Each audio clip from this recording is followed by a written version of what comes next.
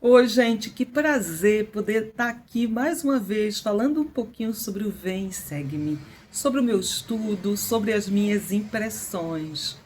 E eu gostaria de, em primeiro lugar, agradecer a você que assiste o meu vídeo, que se inscreveu no canal, que compartilha com seus amigos, com seus familiares, com a sua ala, que curte. Eu fiquei muito feliz semana passada. Eu tive pela primeira vez um vídeo que teve mais de 100 curtidas e eu comemorei muito, porque eu sei que este conteúdo está chegando a mais pessoas. Então eu sou muito grata por isso, muito grata. Porque eu sei que o esforço não está sendo em vão. Gente, eu poderia ir sobre tantas coisas. Eu vou te contar que eu fiquei pensando nas expectativas que muitas vezes a gente faz quando vai fazer uma viagem e você planeja, planeja, tem toda uma expectativa e de repente não é como você pensou. Já aconteceu com vocês? Ou de repente uma festa, ficaram tão ansiosos para ir àquela festa, de repente chegando lá não era exatamente como vocês esperavam. E é difícil esconder a decepção quando isso acontece, né? Sempre aquele sentimento de frustração. Eu tinha uma amiga que sempre dizia assim: é melhor se surpreender do que se decepcionar. Então, às vezes, eu vou para alguns lugares e eu imagino menos para me surpreender. E com os santos, eu fico pensando que não foi diferente, porque eles estavam saindo, muitos migraram de Nova York, aí foram para Kirtland. Agora o Senhor disse: olha, vamos para o Missouri. E eles criaram expectativas. Era Sião. E muitos imaginaram Missouri como um local próspero, né, que muitas pessoas estivessem aí se convertendo ao Evangelho. Imaginaram uma realidade diferente. E o que a gente vê na história da igreja, o que a gente vê nas narrativas, é que Missouri ficava lá, né? Lá na fronteira dos Estados Unidos, onde havia muitos nativos americanos, onde havia muitos também imigrantes, pessoas que vieram de outros países e que se afastaram da civilização e que preferiam o campo, muitas pessoas que tinham muito pouca educação, e eles se depararam com esse cenário, e alguns eram até hostis à religião. E quando eles imaginavam que tinham muitos conversos, eles tinham apenas 10 pessoas que haviam se convertido ao Evangelho. E aí, muitos fizeram uma expectativa muito grande e se decepcionaram com o que encontraram. Né? Os próprios líderes, Eduardo Patridge, quando chegou, e ele viu e viu um local assim que não havia muita coisa. Ele até discordou quando o profeta disse: olha, essa é a planta de Missouri, e o templo vai ficar aqui do lado da corte, vai ser bem nessa região central. Ele até discordou e dizia: não, mas tem terrenos melhores, aqui não é um bom lugar. Né? Entraram aí numa discórdia, mas depois se resolveram, e é isso que é o Evangelho, é para isso que serve o diálogo, e a gente não é perfeito, e a gente continua, né? E assim vai. Gente, e eu fico pensando nesses santos, né, que abandonaram tudo e de repente chegaram num clima também diferente, no clima que tinham extremos de muito calor ou de muito frio, e eles precisavam lidar com isso. E eu fiquei pensando, né, que muitas vezes acontece isso na nossa vida também. A gente imagina muito uma determinada situação e às vezes a gente se decepciona. Mas como manter o foco naquilo que é mais importante? E o Senhor vai falar exatamente isso. Ele vai falar sobre os propósitos dele que muitas vezes nós não conseguimos enxergar, nós não conseguimos vislumbrar. Ele diz isso aqui na seção 58 de Doutrina e Convênios, quando ele fala assim: dai ouvidos às minhas palavras e aprendei de mim a minha vontade concernente a vós, e também a esta terra para a qual vos enviei. Ou seja, o Senhor não enviou aquele povo a Missouri por acaso, ele havia planejado, né? Ele queria que estivessem naquela terra, ele queria que eles aprendessem algo. E o Senhor diz: aprendei de mim. Então ele continua no 2: pois em verdade vos digo, bem-aventurado é o que guarda meus mandamentos, seja na vida ou na morte. E o que é fiel nas tribulações recebe maior recompensa. no reino do céu.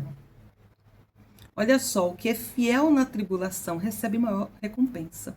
Então, aqueles santos estavam sendo provados, saíram do conforto, muitas vezes, seus lares, da sua casa, mas o Senhor disse que aquele que fosse fiel receberia maior recompensa.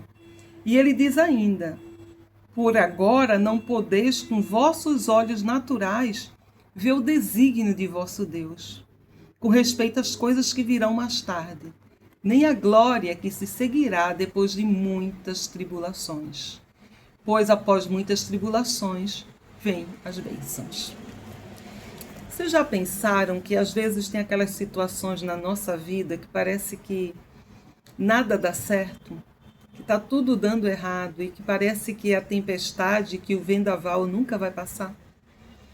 Vocês já muitas vezes se perguntaram: Senhor, mas está demorando demais, né? Quando eu vou parar de sentir dor?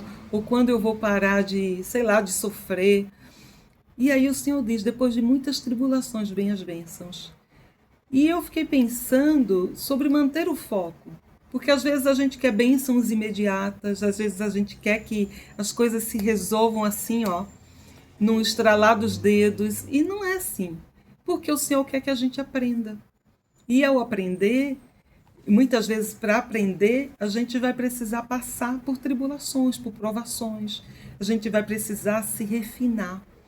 E vai precisar ter paciência, adquirir qualidades, atributos de Cristo. Então, se tudo vai mal, está tudo bem. Aproveitemos esse momento difícil para aprender, para crescer, para progredir. Quando tudo estiver bem, ótimo, vamos celebrar, vamos comemorar, sempre lembrando que Cristo deve ser o centro da nossa vida. Nessa planta, em Missouri, o Senhor, fez aí o desenho, e Joseph transmitiu a vontade do Senhor. O templo estava no centro. E o templo representa Cristo, que é o nosso Salvador. Então, o templo está no centro de Sião, simbolizando que Cristo deve estar no centro de Sião. E Cristo deve estar no centro da nossa vida. A gente sabe que esse templo não chegou a ser construído, mas mais adiante os santos terão a oportunidade de erguer essa santidade ao Senhor. Mas que a gente possa lembrar, independente de onde eu esteja, eu posso fazer essa Sião florescer. Eu posso ter Cristo ali, como foco, como aquele que eu vou mirar, que eu vou olhar e que eu vou moldar a minha vida. Então é isso que o Senhor está dizendo. Não importa se vão passar aí 1 ano, 2 anos, 3 anos, o que seja, no tempo que seja, não importa como está a sua vida, não importa se você não pode ver o futuro, mas o Senhor tem muitas bênçãos. E claro, quando a gente vê esse povo, é muito fácil a gente dizer: poxa, estava do lado do profeta e se afastou. A gente está falando e vem dessa história 200 anos depois. Então é muito fácil, mas a gente precisa lembrar que os santos eram pessoas comuns. Pessoas como eu e como você. E ser pioneiro, gente, às vezes não é fácil. Talvez você seja o pioneiro na sua família. Talvez você seja o pioneiro no seu trabalho, seja o único membro da igreja. Talvez você seja um pioneiro na sua escola. E muitas vezes você vai se sentir só. Como esses pioneiros que chegaram, que imaginaram uma cidade grande, frutífera. Muitos estavam vindo de Nova York. E chegaram nessa região e se depararam com um deserto, se depararam com pouquíssimos membros da igreja. E às vezes a gente espera essa Sião pronta, mas o Senhor estava dizendo: vocês vão construir a Sião. Muita coisa me passou pela cabeça. Às vezes a gente quer uma ala perfeita, a gente quer encontrar aquela ala que tem líderes, tem muita criança na primária, que tem muitos jovens. E às vezes não, a gente está num ramozinho, longe da civilização. Às vezes nem tem na igreja na região que a gente está, na cidade que a gente mora. Então, às vezes a gente imagina uma Sião já pronta e às vezes a gente não pensa em construir essa Sião. Eu lembro quando eu me batizei na igreja com a minha família, nós frequentávamos uma casa. Era uma casa alugada. E eu lembro que os membros, nós nos reunimos para organizar muitas vezes. Eu lembro que a quadra de esportes, os homens foram cimentar para poder jogar bola. A pia batismal era um tanque que ficava do lado de fora da casa. Nós não tínhamos sala para a gente dividir as organizações, as salas das moças. Então a gente ficava reunida a maioria das vezes, todo mundo junto, e quando dava, fazíamos ao ar livre, às vezes chovia. E eu lembro que eu era presidente das abelhinhas. E eu vi um depósito que se guardava entulho.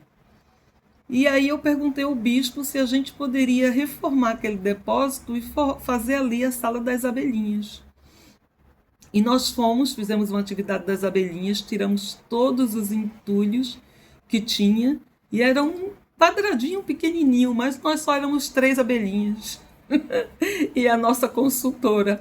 Então nós limpamos, pintamos, aí um doou um quadrinho e não tinha porta. Então o que acontece é que cada domingo a gente precisava limpar, porque as folhas caíam na nossa casinha ou podia ter algum bichinho indesejado.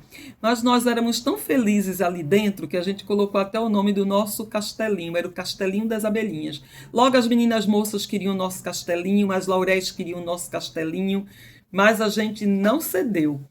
Mas, gente, o que eu quero dizer é que a gente pode fazer Sião ou o nosso castelo com muito pouco, onde estejamos. Às vezes a gente quer uma capela linda, a gente quer um ar-condicionado, a gente quer instalações perfeitas, e muitas vezes a gente vai estar num lugar que não vai ter isso. Muitas vezes a gente vai ter um ramo, que às vezes não tem liderança suficiente, e às vezes você é presidente da primária, depois você é presidente das moças, você fica nesse rodízio, mas isso é ver o reino de Deus crescer.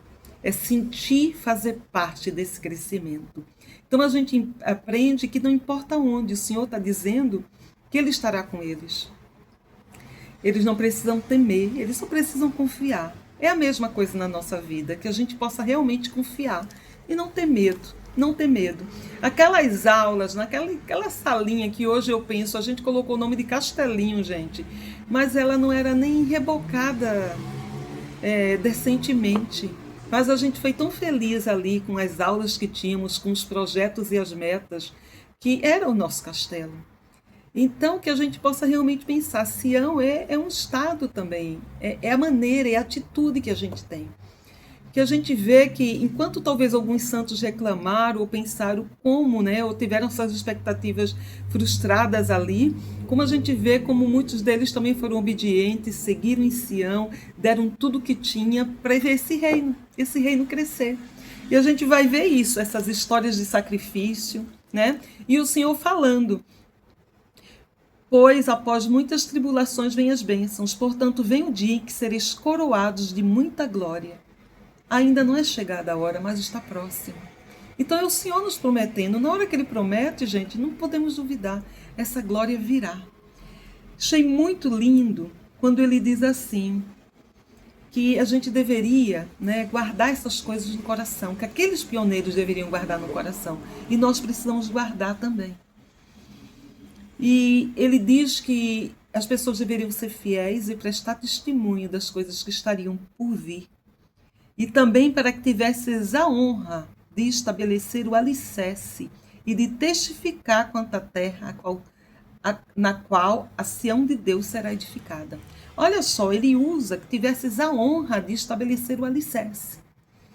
Então, olha, a gente já viu isso na aula passada. Sacrifício pode ser, mas na verdade é o privilégio, é a honra que é o que conta, que é muito maior do que qualquer outro sacrifício.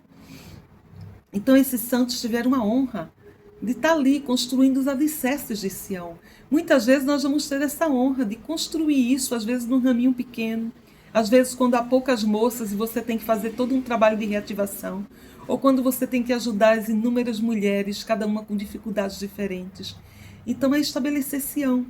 Eu lembro também de uma época quando nós entramos na igreja, que veio uma carta da igreja falando que toda capela que fosse construída, os membros deveriam dar sua contribuição e deveriam ajudar no alicerce.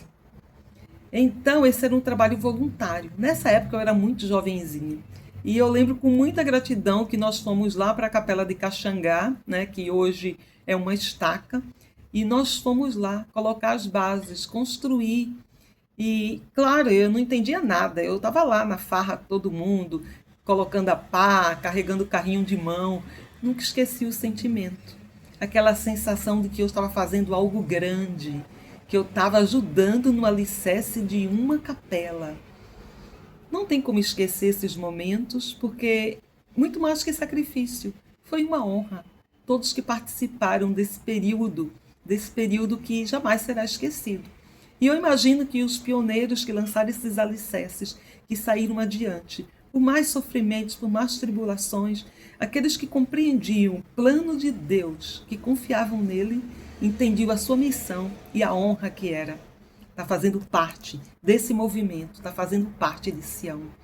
Essa escritura aqui me tocou profundamente, porque é um convite no 8 e no 9.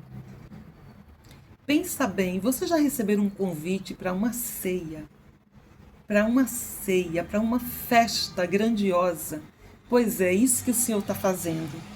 E também para que um banquete de coisas gordas fosse preparada para os pobres. Eu imagino coisas gordas, na verdade, coisas fartas, né? Com muita coisa.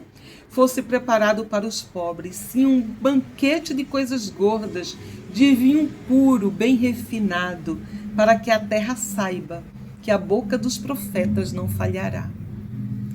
Sim, uma ceia da casa do Senhor. Já imaginou uma ceia da casa do Senhor? Com todas as iguarias, com todas as guloseimas, bem preparada, para a qual todas as nações serão convidadas. Gente, é uma festa que todas as nações estão sendo convidadas. Todas as pessoas. Você pode fazer parte desse banquete, você pode fazer parte dessa ceia. É só você querer. Você já tem um convite. É só você aceitar e sentar à mesa. Quando chegar o grande dia da vinda do Senhor. E ele dá tantas instruções sobre esse dia, sobre as coisas que nós precisamos fazer para estar na sua presença, né? Para preparar-se para esse momento. E esse momento que começa ali, edificando Sião. Vivendo da melhor maneira possível, se preparando. Do mesmo jeito que o nosso mestre está preparando um banquete grandioso, que exige preparação, a gente precisa se preparar, né, para ser esses convidados ilustres desse banquete. E ele fala no 26 e 27, né, ele fala sobre a nossa conduta. Pois eis que não é conveniente que em todas as coisas eu mande, pois o que é compelido em todas as coisas é servo indolente e não sábio, portanto não recebe recompensa. Gente, a gente não precisa ser mandado. Nós já conhecemos a lei, as palavras dos profetas, os mandamentos. A gente pode, por nossa livre e espontânea vontade, fazer, ser proativos, ir lá, cumprir nossos chamados. É o almoço missionário que eu tenho que dar? Vamos fazer. É o meu chamado que eu tenho que cumprir? Vamos fazer. É o tempo que eu preciso melhorar? Vamos ir mais vezes. Então é isso. Não é conveniente que o Senhor fique mandando. Ele já disse, olha, ele já diz isso no Novo Testamento, no Velho Testamento. Ele fala no livro de Mórmon, ele fala no Doutrina e Convênios, ele fala nas conferências, ele fala cada domingo para a gente, através de discursos inspirados. Ou seja, eu já conheço tudo. O que é que eu preciso? Praticar, colocar em ação, fazer. E ele diz, em verdade, eu digo, os homens devem ocupar-se zelosamente numa boa causa e fazer muitas coisas de sua livre e espontânea vontade e realizar muito bem. Então nós temos o arbítrio, a oportunidade de escolher. E eu fiquei pensando, os homens devem ocupar-se zelosamente numa boa causa. Eu fiquei pensando, gente, será que todos os dias eu estou empenhado em uma boa causa? Todos os dias, quando eu acordo, qual é a minha boa causa? Qual é a minha boa causa? Quais são as minhas prioridades neste dia? Será que eu simplesmente faço tudo igual? Será que eu simplesmente priorizo apenas o material, apenas o trabalho? Ou as tarefas de casa? Será que eu dedico tempo ao Senhor? Será que eu priorizo as coisas sagradas e espirituais? Nós temos muitas boas causas que a gente pode realmente se ocupar. Que a gente possa escolher as melhores. E a cada dia é um novo dia, mas será que cada dia, 24 horas, eu fiz a mesma coisa do outro dia e do outro dia? Ou eu vou finalmente decidir, não, dessa vez eu vou priorizar. Vou acordar fazendo aquela oração mais fervorosa, vou ler as minhas escrituras, vou escutar mais o Espírito, vou compartilhar o Evangelho. Que cada dia, gente, seja um dia único na nossa vida, até porque a gente não sabe quando vai ser o último. Então, que o Senhor realmente nos abençoe para que a gente tenha muito claro, muito definido quais são as nossas boas causas naquele dia. A gente não pode passar o dia todinho na cama, a gente precisa reagir, a gente não pode do mesmo jeito passar todo dia vendo série, todo dia vendo novela e esquecendo de ler escritura. Então eu preciso ocupar-me zelosamente, dar sentido à minha vida, dar significado, lembrar por que eu estou aqui. Achei linda aqui então tem vários discursos de indicação, de leitura, e um desses discursos, que é o Escolhei Hoje, do Elder Holland, ele fala uma coisa para a gente refletir. Ele diz assim, que nós temos o arbítrio, nós temos o poder de escolha. E ele diz assim: precisamos escolher a quem vamos servir. A magnitude de nossa felicidade eterna depende de escolhermos o Deus vivo e de nos unirmos a Ele em sua obra. Gente, essa vida é passageira, é finita, é um pedacinho de tempo. A gente está falando de algo muito maior, que é a felicidade eterna. Então ele diz assim, a magnitude, o tamanho da nossa felicidade vai depender se nós escolhermos o Deus vivo e nos unirmos a Ele e sua obra. Não é só se unir a Deus, mas e a obra? E a sua obra? Eu estou me unindo? Eu estou fazendo a minha parte? Ao nos esforçarmos para seguir adiante por nossa conta, esse seguir adiante como escolha nossa, por nossa conta, eu decidi ir, como os pioneiros decidiram estar em Sião, e atravessaram toda espécie de dificuldade. Ao seguir adiante por nossa conta, exercitamos o uso correto de nosso arbítrio, porque nós escolhemos. Como disseram duas ex-presidentes gerais da Sociedade de Socorro, não devemos ser bebês que precisam de atenção e correção o tempo todo. Não, Deus quer que nos tornemos adultos, maduros e que governemos nossa vida. Então, gente, chega uma hora que não é mais tempo de ficar dando desculpas. A gente precisa ser maduro e governar nossa vida. Como é que a gente é maduro e governa a nossa vida? Entendendo as coisas que precisamos fazer. Não sendo esse servo indolente, mas seguindo e dizendo, Senhor, eu quero fazer isso. E Ele vai nos ajudar nas nossas dificuldades. Ele tem me ajudado tanto. Eu achava que eu não teria tempo. Como é que eu vou oficiar no templo, Senhor? Não tenho tempo. Está difícil. E Ele está me ajudando. Consegui reorganizar horários. Vídeo que eu gravava de sábado, estou gravando de sexta, chamado. Tanta coisa que foi se ajustando. Porque eu pedi essa ajuda ao Senhor. Então a gente também precisa pedir ajuda às vezes para as coisas que a gente gostaria, mas que a gente se sente incapaz, que a gente sente que não dá, que não pode, que não consegue. Então vamos pedir. Às vezes eu estou ali numa depressão profunda, mas eu estou procurando um tratamento, eu estou buscando essa ajuda, eu estou me ajoelhando e pedindo forças ao Senhor para que, sei lá, me abra os céus, me traga consolo, me traga alguém que me abençoe, que alguém que puxa a minha mão e diga, vamos lá se tratar. A gente precisa querer, a gente precisa desejar. E a gente vai poder qualquer coisa com o Senhor. Qualquer coisa com Ele. E aí, gente, nós temos esse poder de escolha. Podemos escolher como vivemos a nossa vida, como passamos o nosso dia, quais são nossas prioridades. E é exatamente isso que Ele diz. E Ele diz que Ele não vai ter por inocente aqueles que não guardarem os mandamentos. Se nós somos ensinados e conhecemos, nós vamos prestar conta disso. E Ele diz que Ele não é Deus de prometer e não cumprir, Ele cumpre suas promessas. E isso é maravilhoso. E aí ele fala, né? Ele fala sobre alguns homens nessa sessão, ele fala sobre algumas designações. Ele fala para Martin Heldes que ele deveria ser o exemplo e já começar doando a propriedade dele. E a gente vê que Martin Heldes foi realmente obediente e fiel. Ele vai falar aqui para William Phelps, ele diz que que ele deveria ser humilde. Ele vai falar para vários, né? Ele tem um irmão, Ziba Peterson, que ele vai dizer que ele precisa ir lá e confessar seus pecados. O Senhor nos conhece. Ele nos conhece, ele sabe quem somos, ele conhece nossas fraquezas. E ele é direto, e isso é impressionante em Doutrina e Convênios, porque mostra as falhas humanas. As pessoas como eu e você que erram, e o Senhor está ali corrigindo, dizendo melhora nisso, você está no caminho de volta para casa, está no caminho, mas precisa melhorar isso, precisa fazer esse ajuste, precisa sacrificar, precisa ser humilde, precisa confessar. É o Senhor dizendo tudo isso. O Senhor, ele fala no 42, e eis que aquele que se arrepende de seus pecados é perdoado. E eu, o Senhor, deles não mais me lembro. Gente, que lindo, que grandioso isso, é saber que nossos pecados são perdoados e o Senhor não vai lembrar. Ele apagou. Que coisa, né? Que divino. Eu também me emocionei muito. Eu diria para vocês que eu não tinha prestado a atenção que esse discurso merecia do Elder Callister, que se chama A Expiação de Cristo.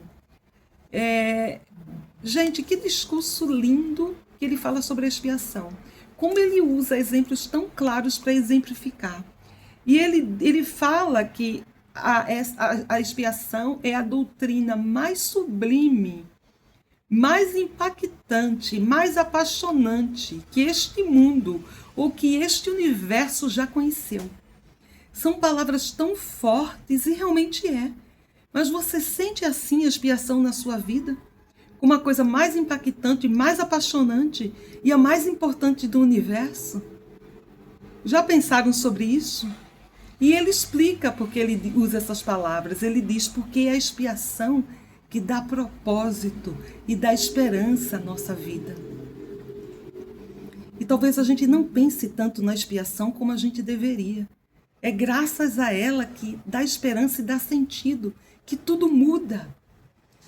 Gente, que discurso lindo, porque ele fala que a expiação foram vários momentos. É uma série de acontecimentos divinos. É uma série. Não é apenas um ponto culminante. Que às vezes a gente pensa, né? Cristo estava lá no jardim do Getsemane e naquele momento ele sangrou por todos os poros e houve a expiação. Mas além desse momento, houve o antes e houve o depois. Foi uma série de acontecimentos que teve início no jardim do Getsemane, continuou na cruz, culminou com a ressurreição do Salvador no sepulcro. Ou seja, há uma série, há uma sucessão de acontecimentos que tornaram essa expiação divina. E foi necessário para que um ser que não tivesse pecados tivesse um poder infinito sobre os elementos, até mesmo sobre a morte. Ele teve a capacidade de sofrer ilimitadamente pelos meus pecados, pelos seus pecados. E aí ele fala, né, que Cristo, através de sua expiação, ele venceu morte física, morte espiritual, nossas enfermidades e aflições, nossas fraquezas e imperfeições. Achei lindo que ele diz assim, como é que o Salvador pôde fazer a expiação sem violar as leis da justiça? Porque a gente sabe que a expiação foi um ato de misericórdia. Mas como ele faz isso sem violar a justiça? E aí ele dá um exemplo que eu achei assim divino. Ele fala, suponhamos que um homem decidiu, pensando, né, em um emocionante salto em queda livre, toma a decisão precipitada de pular de um pequeno avião. Então o homem está no avião e o homem diz, vou pular. Quero sentir, quero saber como vai ser essa emoção. Mas depois que ele pula do avião, ele percebe a insensatez. E aí ele se arrepende.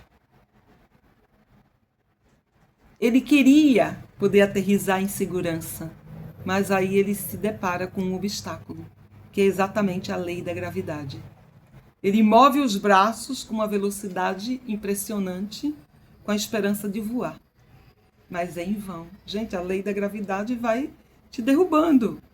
Ele posiciona o corpo para pairar, para tentar diminuir a velocidade da queda, mas ele não consegue. E aí ele começa nessa queda livre dizendo: foi um erro, eu nunca mais vou fazer isso. Ele começa a suplicar, mas a lei da gravidade ele não está ouvindo. Já era, ele pulou e já era. E não tem um retorno, não tem uma volta para ele, porque essa é uma lei. E é assim que funciona a lei. A lei não demonstra compaixão e não abre exceções. Mas o homem, quando está nessa queda livre, ele de repente percebe algo em suas costas. Um amigo aparece no avião. O amigo está no avião, do lado dele, vamos imaginar a cena. E quando percebe o que ele fez, prepara um paraquedas e joga o paraquedas para ele. Ele encontra a corda, ele a puxa, aliviado, em plena segurança até o chão. E aí podemos nos perguntar, é o que diz o Helder Callister, a lei da gravidade foi violada? O paraquedas funcionou de acordo com a lei para fornecer uma aterrissagem segura? E aí ele diz que quando nós pecamos, nós somos como esse homem insensato que pulou de avião. A gente pode tentar fazer qualquer coisa, mas essa queda, essa aterrissagem catastrófica nos espera. Porque estamos sujeitos à lei da justiça. Porque é a lei da gravidade. É rigorosa e é impiedosa. Podemos ter esperança de que o Salvador, por meio da sua expiação, de modo misericordioso nos concederá um tipo de paraquedas espiritual. Se tivermos fé em Cristo e nos arrependermos. Ou seja, se nós fizermos a nossa parte e puxarmos a corda, os poderes protetores do Salvador serão lançados em nosso benefício e poderemos aterrissar espiritualmente ilesos. Gente, o Salvador vai nos escutar, ele vai escutar a nossa súplica, ele vai escutar o arrependimento das besteiras que a gente faz na vida. E essa citação que ele diz é divina. Às vezes me encontro com bons santos que têm dificuldade para se perdoar, os quais inocente, mas incorretamente estabelecem limites para os poderes redentores do Salvador. Involuntariamente, eles convertem uma expiação infinita em uma expiação finita, que de alguma maneira é insuficiente para seus pecados e para suas fraquezas. Mas ela é infinita, pois engloba e abrange todos os pecados e todas as fraquezas, assim como todos os maus tratos ou todas as dores causadas por outras pessoas. Ou seja, gente, às vezes a gente coloca limites para a expiação, achando que o Senhor não nos perdoou, achando que o meu pecado é grande demais e que há um limite, Ele me perdoa até aqui. Mas a gente aprende que a expiação é infinita e é ilimitada. E o Salvador, Ele deu esse presente para todos nós. Muitas vezes, eu achei interessante que ele diz assim, muitas vezes, mesmo que acreditemos nos poderes purificadores de Cristo, frequentemente surge a dúvida: como saberei se fui perdoado dos meus pecados? E aí ele diz, se sentirmos o Espírito, isso é nosso testemunho de que fomos perdoados, ou de que o processo de purificação está acontecendo. E aí o Helder Eyring disse, se já sentiram a influência do Espírito Santo, entendam isso como uma prova de que a expiação está agindo em sua vida. Gente, é maravilhoso saber que não existe limites para a expiação. A única coisa que o Senhor requer da gente é arrependimento. Arrependimento de verdade. E ele diz aqui na seção 43, desta maneira sabereis se um homem se arrepende de seus pecados, eis que ele os confessará e os abandonará. Nós sabemos que tem pecados que são graves e que muitas vezes a gente não vai conseguir sozinho e a gente precisa procurar o nosso líder. Pode ser difícil, sim, mas esse líder que representa o nosso Salvador, o nosso bispo, ele vai ser esse juiz em Israel. E ele vai te ajudar a traçar o caminho de volta, te acompanhar. Então, o arrependimento não é algo triste, mas é saber que é um caminho de volta. É poder fazer as pazes com Cristo. É poder dizer, eu quero a sua expiação na minha vida, eu quero aceitar essa expiação. É querer saber que esse pecado tem volta. tem jeito. Satanás quer que a gente pense que não tem mais jeito, que eu já caí tanto que não tenho mais como me erguer. E não é assim. A gente sabe que Cristo sofreu por todos nós e que tem volta sim. Por pior que tenha sido o que eu tenha feito, Ele é que vai decidir, Ele que vai me julgar. Então que a gente possa realmente, quando ele fala aqui do Elder Ziba Peterson, ele diz assim, ó, que ele seria castigado porque ele não confessa os seus pecados e pensa escondê-los. A gente não pode pensar que a gente esconde os pecados. A gente tem um Deus vendo, a gente tem um Salvador Jesus Cristo. E eles estão vendo, né? E anjos estão anotando, mas existe o arrependimento. Então, vamos usar esse arrependimento. Vamos usar esse bálsamo e aliviar os nossos ombros e sentir como é maravilhoso e gratificante saber que eu tenho um Salvador que me ama. Independente das minhas burradas, dos meus erros, para isso que tem arrependimento. E eu posso voltar, eu posso fazer melhor, eu posso encontrar Sião, eu posso ter Cristo como centro da minha vida. Eu amei a sessão 59, porque essa sessão 59 faz menção a uma mulher pioneira, que foi a Polly Knight. Gente, me emociona tanto a história da Polly, porque imagine uma mulher que deixou Nova York com seu marido, com sua família, né? E ela já estava doente, desde que ela seguiu o conselho para ir para Kirtland. Ela foi uma daquelas que, com a família, ela ficou na fazenda de Lehman Copeland, né? E eles começaram ali a limpar o terreno, a construir, a ter um lugar para se estabelecer. E aí, quando eles estavam aí, depois todo o trabalho, limpando, construindo, né, arando a terra, fazendo tudo isso, vem Lehman Copeland e diz, olha, cai fora, quero mais santo nenhum aqui não, e se ficar aqui, me paguem. E é nesse momento que o Senhor diz, olha, vocês vão para o Missouri. Ela que já estava muito frágil de saúde, ela diz, eu quero ir para Sião. E ela tinha esse desejo. Ela diz, eu quero pisar os meus pés em Sião. E ela foi uma pioneira, uma mulher que já estava debilitada, doente, mas ela foi e chegou em Sião. Após 3 semanas de viagem, Polly Knight chegou a Independência, em Missouri. Ela se pôs de pé debilmente, grata por ter chegado a Sião, mas sua saúde se deteriorava rapidamente. E aí 2 recém-conversos levaram eles para a casa deles, né, para poder ajudá-la. Poucos dias depois, Polly morreu, louvando ao Senhor por ter lhe dado alento em seu sofrimento. O profeta proferiu o sermão fúnebre e o marido dela sepultou o corpo dela em um bosque, próximo do terreno do templo. Ela foi o primeiro santo a ser sepultada em Sião. E foi nesse dia que Joseph tem uma revelação. E nessa revelação 59, Doutrina e Convênios, bem-aventurado são os que subiram a esta terra com os olhos fitos na minha glória, de acordo com meus mandamentos, porque os que viverem herdarão a terra, e os que morrerem descansarão de todos os seus labores. E essa sessão que se refere a Polly, mas é uma promessa para todos nós, né? Para todos nós, uma promessa de que nós podemos ter os olhos fitos no Senhor, na vida, na morte, e nós receberemos a nossa recompensa. Nós receberemos a nossa recompensa.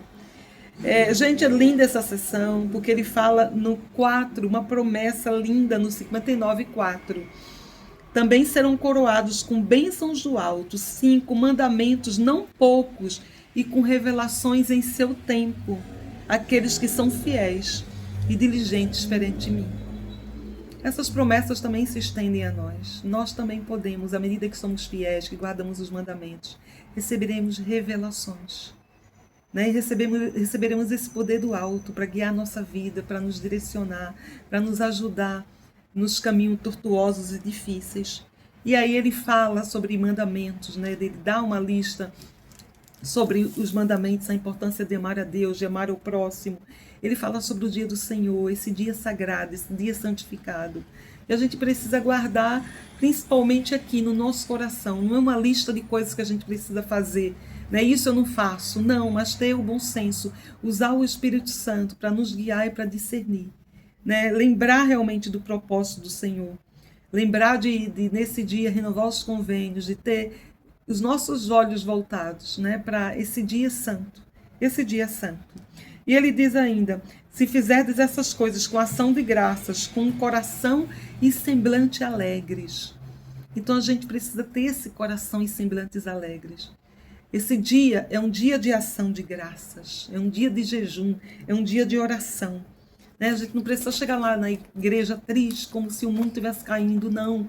Vamos buscar alegria. Né? E ele diz ainda, no versículo 21, que eu vou ler o 21 e 23 para encerrar. E em nada ofende o homem a Deus, ou contra ninguém está acesa sua ira, a não ser contra os que não confessam sua mão em todas as coisas e não obedecem os seus mandamentos. Estamos aqui de passagem.